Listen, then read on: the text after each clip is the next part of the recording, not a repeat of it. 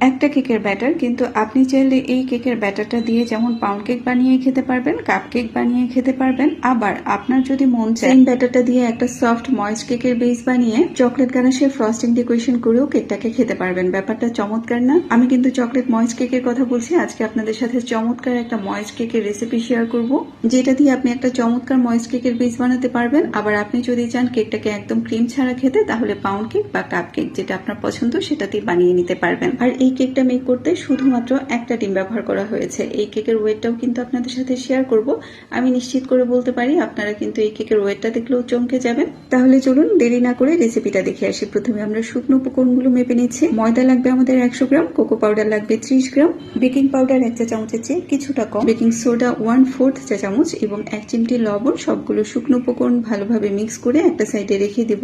এবার লিকুইড উপকরণগুলো রেডি করে নিব। এখানে 60 ml সয়াবিন তেল নিয়েছি। 60 গ্রাম মেল্ট করা ডার্ক চকলেট সয়াবিন তেলের মধ্যে দিয়ে ভালো করে একটু মিক্স করে নিতে হবে। এখানে সয়াবিন তেলের পরিবর্তে আপনারা কিন্তু মেল্টেড বাটারও নিতে পারেন সম পরিমাণ।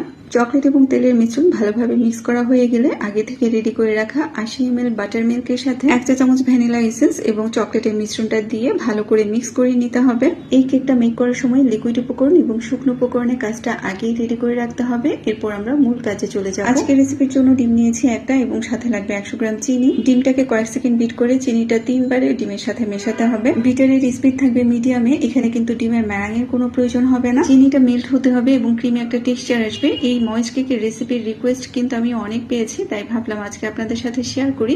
তবে রেসিপিটা আজকে আমি একটু ভিন্নভাবে শেয়ার করছি, যাতে করে আপনারা যেভাবে পছন্দ সেভাবেই ট্রাই করতে পারেন। এবার চিনিটা মেল্ট করা হয়ে গেলে আমরা যে লিকুইড মিশ্রণটা রেখেছিলাম সেই মিশ্রণটা দিয়ে দিব। দিয়ে আরো কিছুক্ষণ বিট করে নিতে হবে।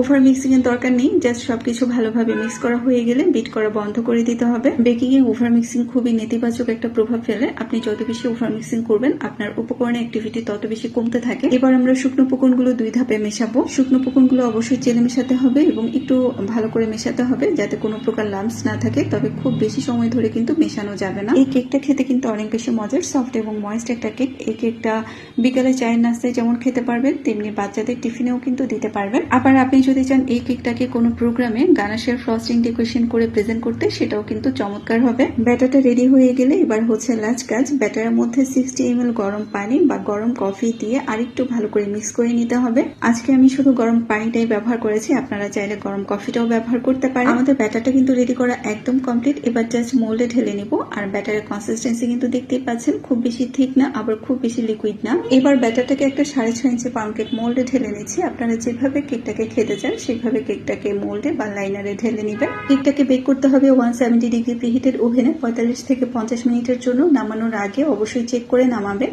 তবে বেশি সময় ধরে বেক করবেন না, তাহলে কেকটা ড্রাই হয়ে যেতে পারে। এখন অনেকের প্রশ্ন থাকতে পারে কেকটাতে চকলেট ব্যবহার না করলে হবে কিনা। আমি সবসময় বলি প্রত্যেকটা কেকে কিন্তু এক একটা বৈশিষ্ট্য থাকে।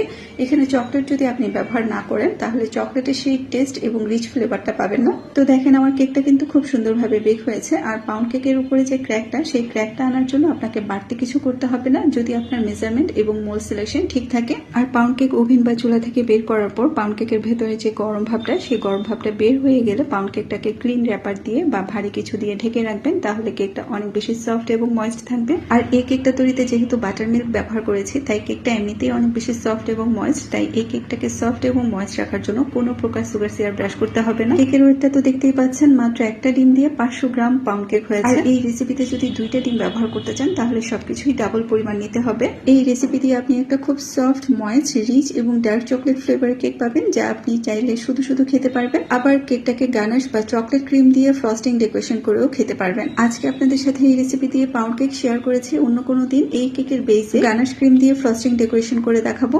কেকটা দেখে নিশ্চয় বুঝতে পারছেন অনেক বেশি সফট এবং ময়েস্ট এবং একই সাথে অনেক বেশি রিচ ফ্লেভারের একটা কেক। তো এই ছিল আজকের রেসিপি। মাত্র একটা ডিম দিয়ে 500 গ্রামের একটা মজার পাউন্ড কেক বানিয়েছি। রেসিপিটা কেমন লাগলো অবশ্যই কমেন্ট করে জানান। আজকে এই পর্যন্তই। সবাই অনেক বেশি ভালো থাকবেন। আল্লাহ হাফেজ, টাটা।